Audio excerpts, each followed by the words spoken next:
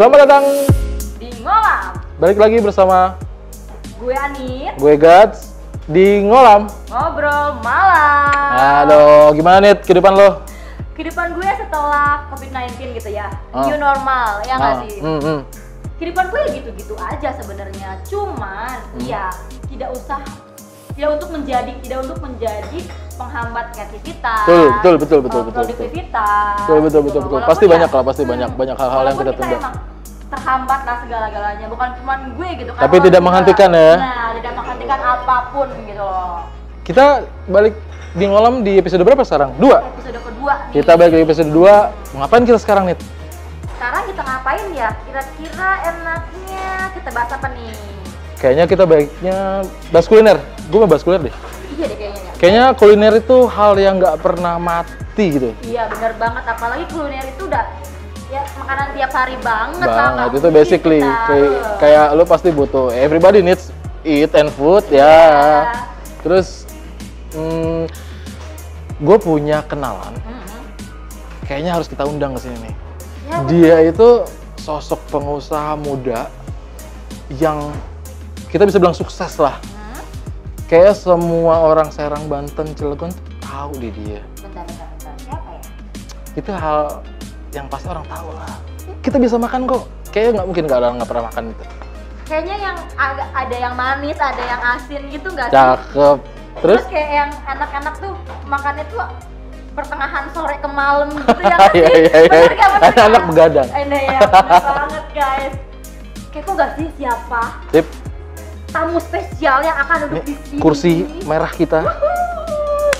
Kita langsung aja kali ya. Oke, kita panggil aja orangnya ya.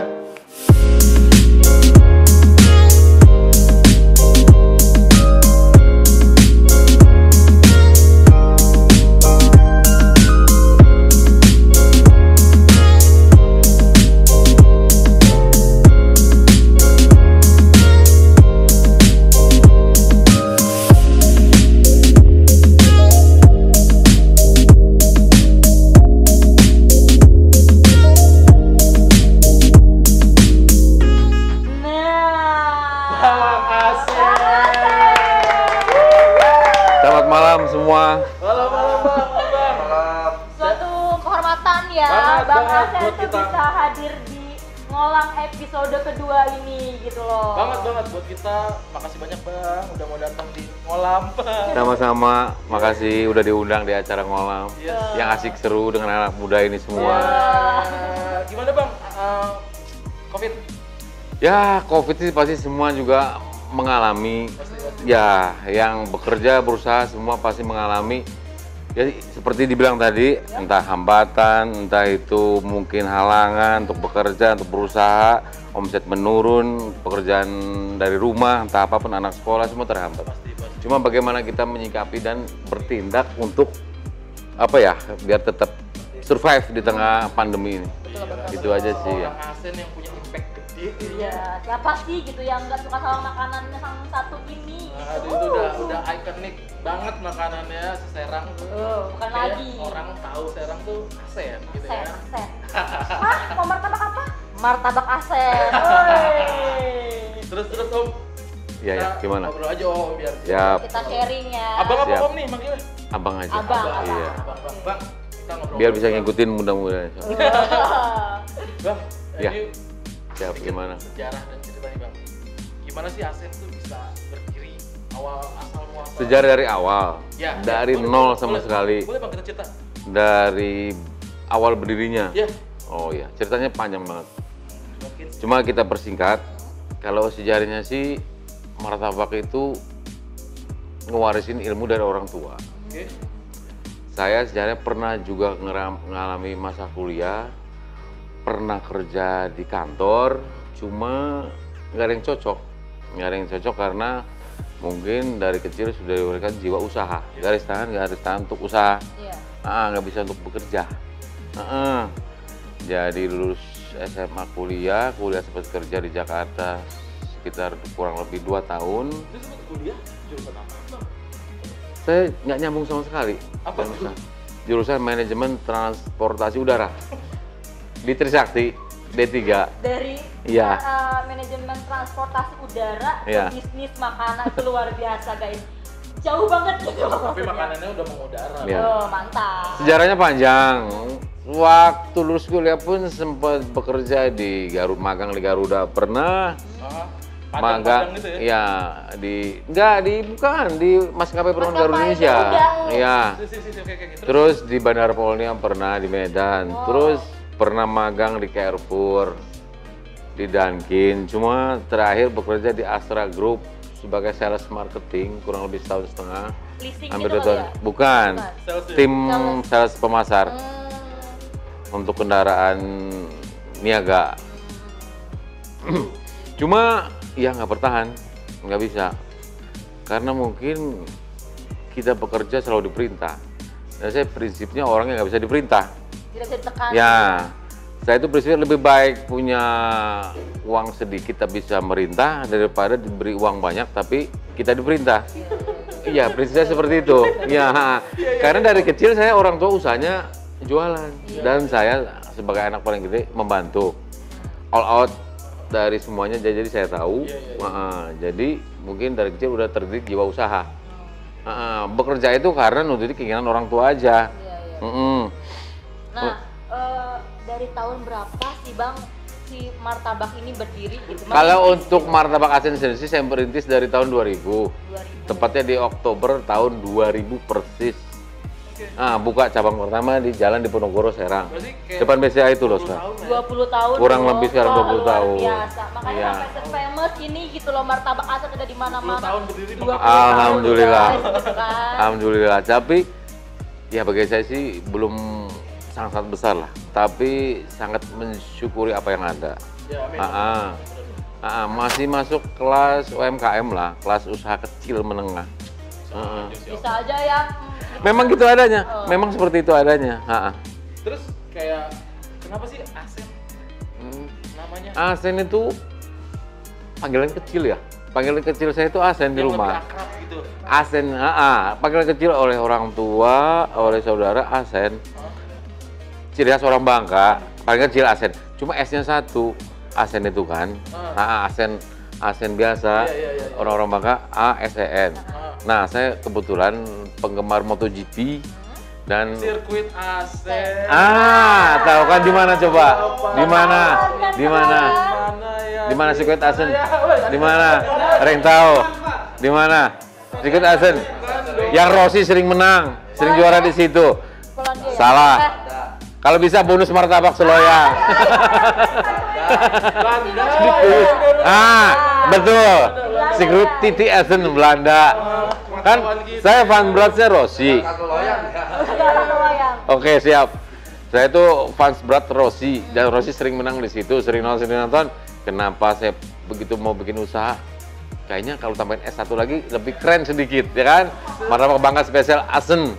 Jadi kan kalau Asen kan kayaknya apa ya, kurang hits sedikit itu untuk anak muda sekarang. Jadi saya tambah S1 Asen. Jadi kan martabak Bangka spesial Asen. Ya, ternyata membawa rezeki, membawa sesuatu buat saya sampai sekarang. Ya. Jadi gitu. Siapa yang nyangka filosofinya sampai ke sirkuit? Dan untungnya saya tambah S. Kalau nggak saya tambah S, bentrok dengan toko apa? Toko jam? Ada yang tahu? S-nya berapa? S-nya berapa? Nah, bingung kan orang? Toko Asen jam sama martabak Asen, ya kan? Jadi guys, ownernya beda guys. Beda. Jangan sampai. Saya juga sering ditanyain, bos, udah hebat banget sih bos, udah martabak, toko jam. Bu, Pak, maaf itu bukan saya, itu kawan CS. Cuman namanya sama, kan dia S-nya satu, saya double. Saya lebih dingin, karena S-nya 2, ya kan? Gitu. S-nya banyak ya? Iya, S-nya saya lebih banyak satu. Jadi si martabak ini ternyata dia tuh asli dari Bangka. Bangka. Makanan khas Bangka gitu Asli, ya. martabak tuh asli Bangka. Bang, nanya lagi nih. Ya siap. Saya kan kebetulan emang ada background masak saya. Jadi sedikit banyaknya tahu lah. Ya. Bikin standar resep itu kan nggak mudah pertama. Ya. Terus trial errornya tuh berapa kali sih? Sampai oke, gue bikin dengan resep ini. Enggak. Kalau masalah resep itu sih karena orang tua seperti saya bilang tadi, usaha martabak tuh dari semenjak masuk orang tua di Cilegon, tinggal di Cilegon dari tahun 79. Itu saya martabak. Dan saya sebagai rektor besar selalu ikut jualan, ikut bantu, ikut turun di lapangan. Jadi saya tahu bagaimana cara bikin martabak yang bagus, yang enak. Ya, jadi orang tua tuh dulu jual martabak isinya cuma standar aja, kacang-kacang, coklat, wijen, atau maksimal ada keju. Nah, saya modifikasi dulu itu dari awal buka saya campur-campur, di mix macam-macam dengan adanya kismis, pisang, misalnya ada separuh keju, separuh kacang coklat, ada mungkin pakai durian, ya seperti macam modifikasi rasa. Jadi kita mengikuti keinginan pembeli. Masih ingat gak sih Bang, waktu orang tua dulu bikin usaha? Ini trivia buat kalian malam, trivia. Usaha orang tua namanya apa Bang?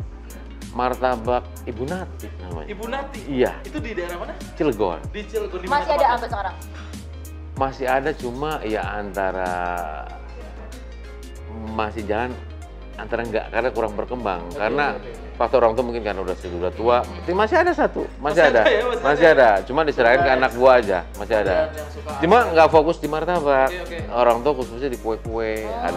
Ada pukis, ada roti-roti, ada gorengan. Jadi macam-macam gitu ya? Ya, dan nggak ada martabak telur. Nggak ada martabak telur? Nggak ada orang tua. Jadi yang martabak telur asin yang enak itu dari Abang? Ya. Wah, luar biasa. Dapat resep sendiri, siap. Nah, ini dia.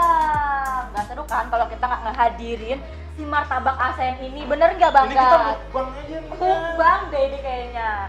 Nih Bang, mau nanya dong. Ya, siap. Yang paling best seller, yang paling banyak diminati di antara beberapa rasa, kan ada kayak kacang keju lah, atau keju aja gitu loh. Yang paling banyak banget diminati. Yang paling best seller, paling laku tuh nggak ada lagi martabak spesial keju atau spesial double keju. Dan kalau yang mix-mixnya separuh-separuh, separuh kacang coklat, separuh keju. Atau bagi penggemar durian, martabak durian, spesial durian itu. Cuma kalau untuk masyarakat lokal sih kebanyakan kacang coklat. Kacang coklat. Ya, standar. Gitu kan. Ya, karena itu emang aslinya martabak tuh kacang coklat. Kacang coklat ya? Bang, ini apa aja Bang? Ini spesial keju. Spesial keju nih, ini spesial durian apa ini? Coklat. Ini spesial coklat ya? Coklat ya? Spesial coklat.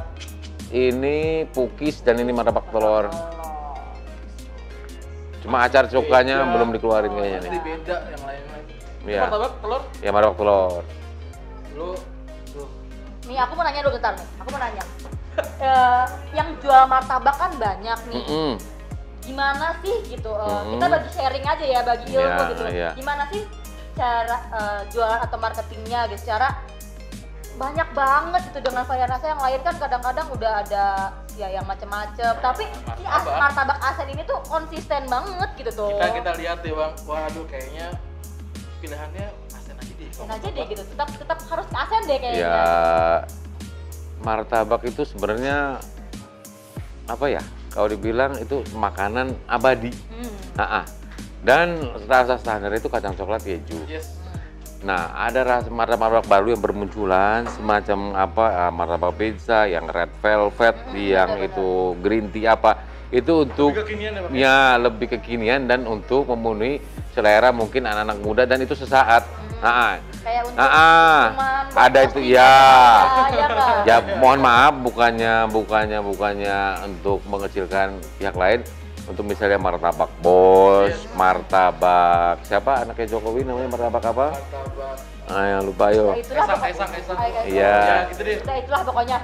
Martabak itu. Nah itu kan apa banyak varian macam-macam. Tapi itu nggak mungkin ya sesaat lah. Booming sesaat karena itu bagus untuk dilihat aja. Menurut saya sih, menurut saya. Untuk dirasa, untuk martabak itu kurang kena. Tampilan aja ya? Tampilan. Jadi bagus untuk difoto, segala macamnya, warna ke oren-orenan atau ke hijau-hijauan. Kalau saya hijau ada pandan. Dan itu udah asli daun pandan. Nggak pakai pewarna. Jadi di martabak asen ini dia mempertahankan cita rasa. Ya, bukan penting. Bukan cuma looknya aja gitu yang enak, tapi cita rasanya yang khas yang sampai sekarang turun temurun. Itu paling penting. Coba lo bayangin lo datang ke tempat makan yang bagus tampilannya. Iya, tapi rasanya ya mungkin datang sekali ya, tapi nggak berkali-kali. Nah, Tapi kalau ini, lu mau makan di rumah, lu mau makan di mana pun tetap. Ya. Lanjut nih Bang, pertanyaan. Pendapat Abang Arsen tentang potensi usaha lokal gimana nih? Kayaknya kan banyak anak-anak muda yang pengen usaha nih. Untuk anak muda sekarang, kalau mau mulai berusaha, harus spesifikasinya usahanya mau usaha apa. Iya. Ya, dan itu nggak perlu dimulai dengan sesuatu yang besar, yang mewah, yang wah. Mulai dengan kecil, Yes. ya kan? Misalnya bikin outlet kecil, cari lokasi yang bagus, ya kan? Ya. Yang penting kita konsisten dengan apa yang kita jual. Betul. Terutama dalam soal rasa dan harga yang penting. Di Indonesia itu, tipikal Indonesia pembeli itu maunya, penikmat kuliner di Indonesia itu terutama maunya nggak mahal dan enak. Iya. Ya itu. Pengen murah Ya, tapi- beda.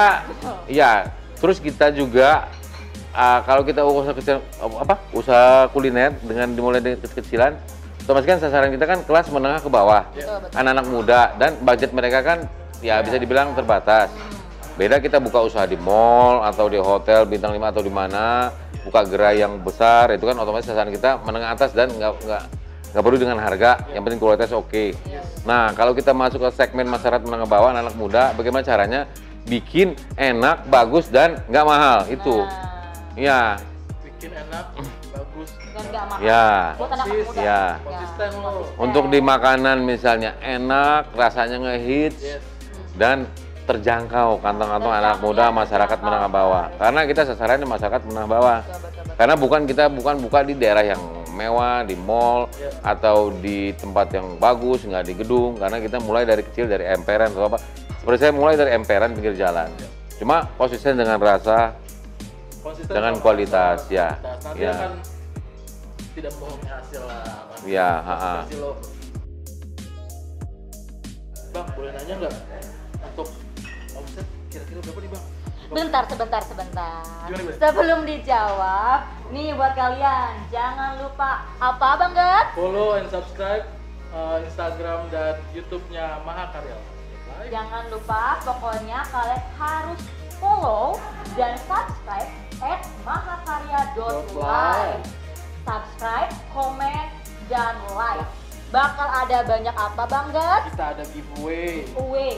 Nah, nanti mungkin ada quiz kita ke Ada depan. quiz. Kalian harus stay tune di channel itu biar nanti kita kabarin lagi Bang.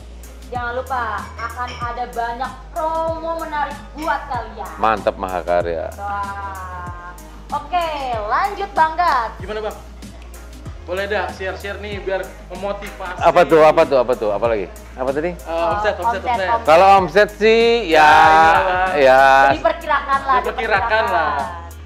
Omset kalau untuk contoh misalnya cabang di Ponorogo, cabang di Jalan Diponegoro itu mungkin kalau lagi rame-ramenya ya angka-angka mungkin manisnya mungkin 200-an loyang, di atas 200. Bentar. 200 dikali Ya, harganya terus- berapa, guys? Terus untuk martabak telur kalau lagi rame-rame di atas 100. Tolongnya berapa tuh Bang? Ah, Angkatnya? ya kan 30.000, rate-nya dua. Lebih. antara 30 sampai 50. Lu kaliin aja 200 ya. 200 loyang, guys. Seperti itu. Sehari men. Di Penogoro doang, belum tempat yang lain. Mantap. Berapa cabang sih Bang? Sampai saat ini ada 16 outlet. Baru 16 outlet. Baru 16 outlet, berarti Harusnya- tambah lagi. Harusnya 20 karena 20 tahun, cuma mungkin ada sedikit hambatan baru 16 sekarang. Itu beli cabai tiap hari Bang ya? Bisa buat mandi apa kan buat saus martabak kayak gitu kan. Belum beli bawangnya gitu, beli telurnya tiap hari. telurnya. Kira-kira kayak beli sih bahan-bahannya itu tiap hari bisa habis berapa sih atau enggak bisa Contoh apa? kayak misalnya beli bawang, Telur, martabak telur telur deh, yang misalnya. best seller. Untuk telur bebek mungkin seharinya sekitar antara rate 3.000 4.000-an butir. Gila. Telur bebek. 3.000 Telur, guys. Gua apain serah itu 4.000-an. Terus gini nih Bang, kan kita kemarin kan sekarang udah new normal ya. Iya. Mungkin kemarin-kemarin kan Iya. kita di mana kita di apa ya, di Covid lah, Bener, di bener. lingkungan yang serba semua tuh ditutup lah, serba dibatasi Terbatas. lah, terbatas apa-apa, apalagi kita mau keluar aja nggak boleh. Nah, cara abang tuh pas mungkin berbeda ya jualannya nggak kayak biasanya mungkin Sangat berbeda, sangat terganggu. Sangat terganggu. Kayak ada pengurangan karyawan nggak sih atau cara Kalau saya penjualan yang baru gitu? pantang mengurangi karyawan. Selagi masih bisa survive, saya akan tetap survive bagaimanapun caranya. Survive itu dia. Ya, untuk saya kemarin sih hambatannya di awal COVID itu justru anak buahnya yang banyak beristirahat dulu. Enggak, mereka beristirahat sementara. Ada yang sebulan kemarin di kampung, ada yang 2 bulan, ada yang 2 bulan lebih. Jadi ya terganggunya dari bulan 4 itu kemarin sebelum Lebaran ada beberapa outlet yang tutup. Contohnya cuma buka 7 outlet di bulan April, di bulan Mei buka 8 outlet. Jadi separuh pun rata separuh yang dibuat dari seluruh. Gitu, Bang, ya, karena anak buah ketakutan, penjualan juga menurun. Ya, terus juga anak buahnya ketemu momen Lebaran, banyak yang pulang kampung juga memasakkan diri. Jadi sebelum lockdown mereka udah kabur ke panggung, ya. Dan susah dicegah. Itu fenomena tuh. Ya. Pandemi pulang kampung. Ya, susah dilarangnya. Karena tipikal Indonesia Lebaran harus di kampung. Iya, betul. Tapi syukur alhamdulillah sampai sekarang setelah Lebaran mulai normal lagi sekarang. Semenjak Lebaran di awal Juni kemarin udah mulai normal buka semua. Bang, terima kasih banyak waktunya. Nih, sebelum kita tutup acara ini guys, jangan lupa ya guys, program Mahakarya dengan paket menarik. Kalian bisa dapetin banyak banget promo dari bulan Juni ini nih guys. Di Juni nih sampai akhir Juni ini kalian bakalan dapet promo-promo menarik dari Mahakarya, dari mulai WO, dari mulai event-event kayak misalnya kalian mau nikahan, mau lamaran, atau ulang tahun atau anniversary, pokoknya momen-momen bahagia kalian. Nah, apalagi sekarang ada promo harganya cuma 10 juta aja untuk paket wedding. Itu kalian bisa dapetin hadiah liburan honeymoon kemana? Di Villa Ubud Anyer. Wah, gila kan? Udah harganya murah, semuanya proper, dan kalian dapat lagi hadiah dari Mahakarya adalah honeymoon. Kurang apa lagi Mahakarya? Lu kepoin aja 10 juta itu dapatan apa aja. Langsung di Instagramnya Mahakarya di @mahakarya.live. Nah, buat kalian semua, aku Anis, Bugat, dan Bang Asen, kita pamit. Thank you semua.